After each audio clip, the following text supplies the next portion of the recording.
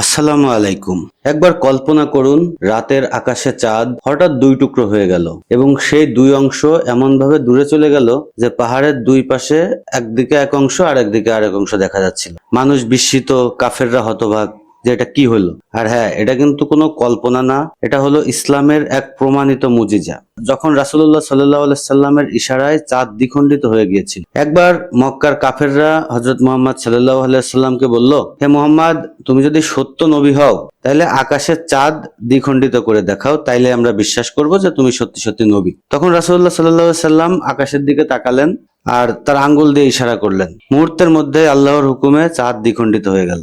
দুই টুকরো চাঁদ দুই দিকে সরে চলে গেল। হেরা পাহাড়ের এক পাশে এক টুকরা, অন্য পাশে আরেক টুকরা চাঁদ চলে গেল। এই ঘটনা মক্কার কাফেরদের সামনেই ঘটছিল। শুধু মক্কা নয়, দূরের বণিক কাফেলারাও এটা দেখছিল। তখন ফিরে এসে তারা মক্কার মানুষের বর্ণনার সাথে এটা মিলায়া তারা এটা সত্যতা পাইছিল, মিল খুঁজে পাইছিল আর কি মক্কার মানুষের বর্ণনার সাথে। এই ঘটনাটা অনেকগুলো সহিহ হাদিসেও আছে, যেমন ইবনে মাসুদ রাদিয়াল্লাহু তাআলা বর্ণিত করছে, তারপরে আনাস রাদিয়াল্লাহু তাআলা বর্ণনা করছেন, হুদাইফা রাদিয়াল্লাহু তাআলা আনহু বর্ণনা করছেন, আরো বহু সাহাবী এই ঘটনা বর্ণনা করছেন। আধুনিক বিজ্ঞানীরা আজও চাঁদের পৃষ্ঠে এমন চিহ্ন খুঁজে পায় যা দেখতে ফাটলের মতো দেখা যায়। তারপর নাসার চাঁদ গবেষণায় চাঁদের ভেতরে দীর্ঘ ফাটলের মতো রেখার প্রমাণ পাওয়া গেছে, যা চাঁদ দ্বিখণ্ডিত হওয়ার আলামত হতে পারে, এই দাবি করেন কিছু গবেষক। কিন্তু এই কাহিনী থেকে আসল শিক্ষাটা কি? এই কাহিনীর শিক্ষা হচ্ছে, এটা প্রমাণ করে রাসূল সাল্লাল্লাহু আলাইহি সাল্লাম কেমন একজন মানুষই নন, তার সৃষ্টির উপর আল্লাহর হুকুমের নিয়ন্ত্রণের মুজিজা বহন করতেন। এটা থেকে আরেকটা শিক্ষা আছে, যেটা হচ্ছে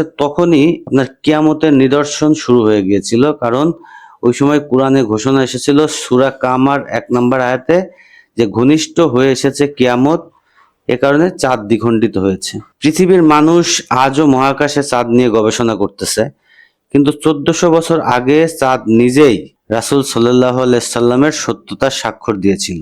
তাই ভাই বোনেরা, এই মুজিজা যেন আমাদের ঈমানকে আরো দৃঢ় করে। আর ভিডিওটি যদি আপনাদের ভালো লাগে তাহলে লাইক দিন, অন্যদের সাথে শেয়ার করুন। আসসালামু আলাইকুম ওয়া রাহমাতুল্লাহ।